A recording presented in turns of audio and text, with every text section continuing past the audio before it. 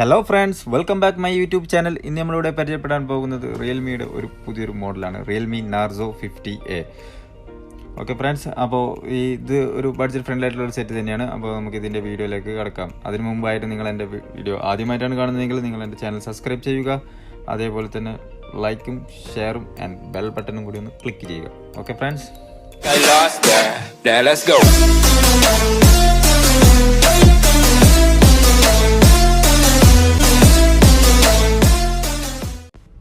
Welcome back. അപ്പോൾ നമുക്ക് ആദ്യം തന്നെ ഇതിൻ്റെ ബോക്സിൽ നിന്ന് തന്നെ തുടങ്ങാം. ബോക്സിൽ വരുന്നത് അവർ എഴുതിയിരിക്കുന്നത് മീഡിയ ടെക്കിൻ്റെ ഹെലിയോ G85 ചിപ്പാണ് ഇതിൽ വന്നിരിക്കുന്നത്. അതേപോലെ തന്നെ 6000 mAh ബാറ്ററിയും 50 MP ട്രിപ്പിൾ ക്യാമറയും 18 വാട്ട്സിൻ്റെ ഫാസ്റ്റ് ചാർജറുമാണ് ഇതിൽ അവർ മെൻഷൻ ചെയ്തിട്ടുള്ളത് ബോക്സിൽ. പിന്നെ ഇതിൽ വരുന്നത് മെമ്മറി അവർ കൊടുത്തിരിക്കുന്നത് 4GB RAM 128GB ആണ്. നമ്മൾ കയ്യിലുള്ളത് ഇപ്പോൾ 4GB RAM 128GB സെറ്റാണ്. അതേപോലെ തന്നെ ഇതിൽ രണ്ട് വേരിയൻസ് ആണ് വരുന്നത്, 4GB RAM 64 and 4GB RAM 128. അങ്ങനെ രണ്ട് വേരിയൻസിലാണ് ഈ സെറ്റ് വന്നിരിക്കുന്നത്. അപ്പോൾ നമുക്ക് നമ്മുടെ ബോക്സ് ഒന്ന് അൺബോക്സ് ചെയ്ത് അതിൻ്റെ വിശേഷങ്ങളൊക്കെ നമുക്ക് കിടക്കാം. ഓക്കെ ഫ്രണ്ട്സ്,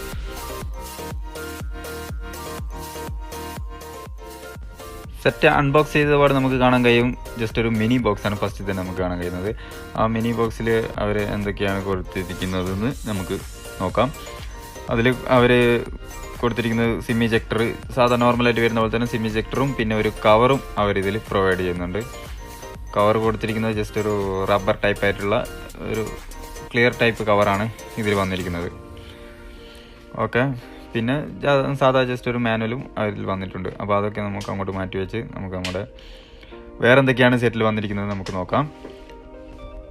പിന്നെ സെറ്റാണ് മൊബൈൽ നമുക്ക് അങ്ങോട്ട് മാറ്റി വെക്കാം. മൊബൈൽ നമുക്ക് അതിൻ്റെ വിശേഷങ്ങളിലേക്ക് കിടക്കാം. പിന്നെ അതിൽ വന്നിരിക്കുന്നത് ചാർജറുണ്ട്, ചാർജർ പിന്നെ ജസ്റ്റ് കേബിളും.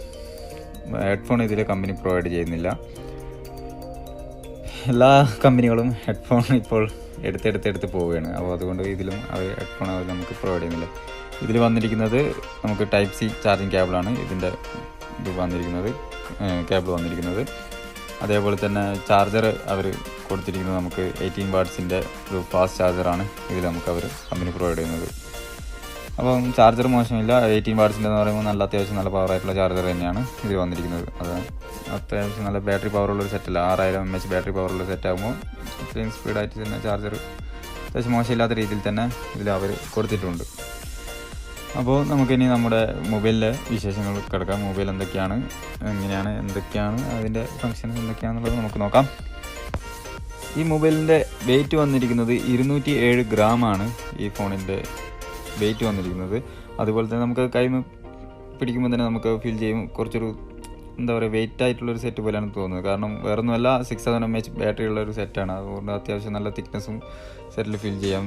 സെറ്റിൻ്റെ തിക്നെസ് എന്ന് പറയുന്നത് 9.6 mm ആണ് ഇതിൻ്റെ തിക്നെസ് വന്നിരിക്കുന്നത്.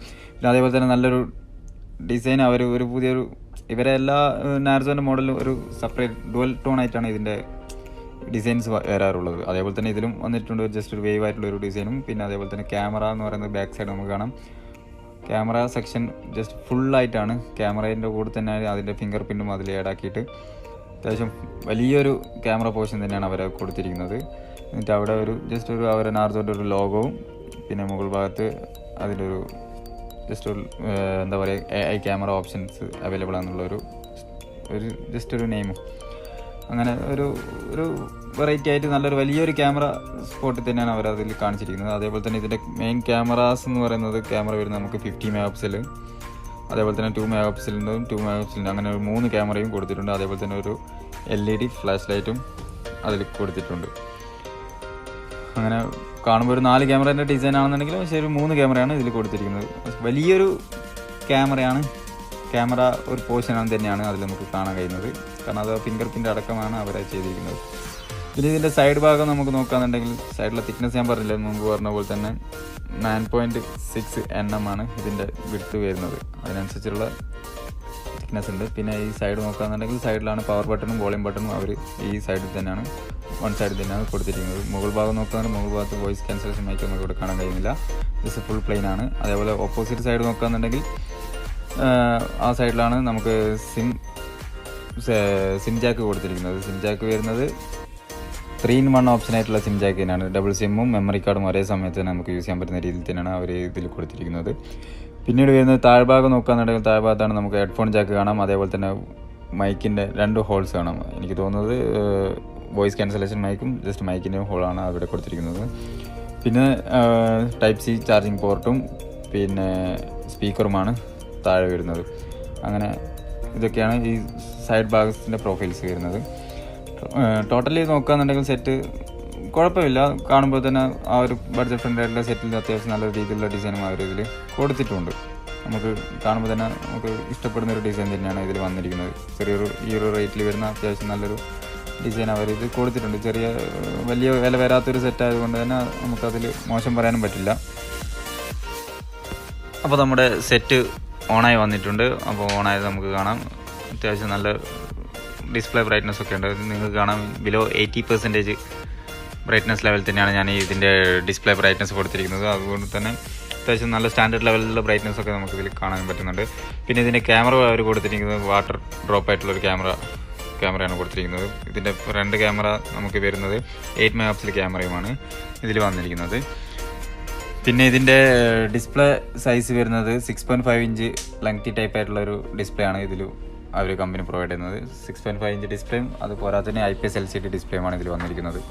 അതേപോലെ എനിക്ക് ഇതിൻ്റെ ടച്ചിൽ നിന്നും ഫീൽ ചെയ്തത് ജസ്റ്റ് എന്താ പറയുക, മോശമൊന്നും പറയാൻ പറ്റുന്നില്ല. അത്യാവശ്യം നല്ലൊരു ആ ഒരു ബഡ്ജറ്റ് ഫ്രണ്ട്ലി ആയിട്ടുള്ള സെറ്റിൽ വരുന്ന അത്രയും സ്മൂത്ത് ആയിട്ടുള്ള കാര്യങ്ങളൊക്കെ തന്നെ ഇതിൽ കാണാനും കഴിയും. പിന്നെ ഇതിൻ്റെ എന്താ പറയുക, നമുക്ക് കാണുന്നില്ലേ ക്യാമറ, അത് ജസ്റ്റ് ഒന്ന് വാട്ടർ ഡ്രോപ്പിൽ നിന്ന് അവർ നമുക്ക് വാട്ടർ ഡ്രോപ്പ് മാറ്റിയിട്ട് ജസ്റ്റ് പഞ്ചോൾ ഡിസ്പ്ലേ ആയിട്ടുണ്ടെങ്കിൽ കുറച്ചും കൂടി ആ ഒരു ലുക്ക് കിട്ടുമായിരുന്നു സെറ്റിൻ്റെ ഡിസ്പ്ലേ കാണുമ്പോഴുള്ള.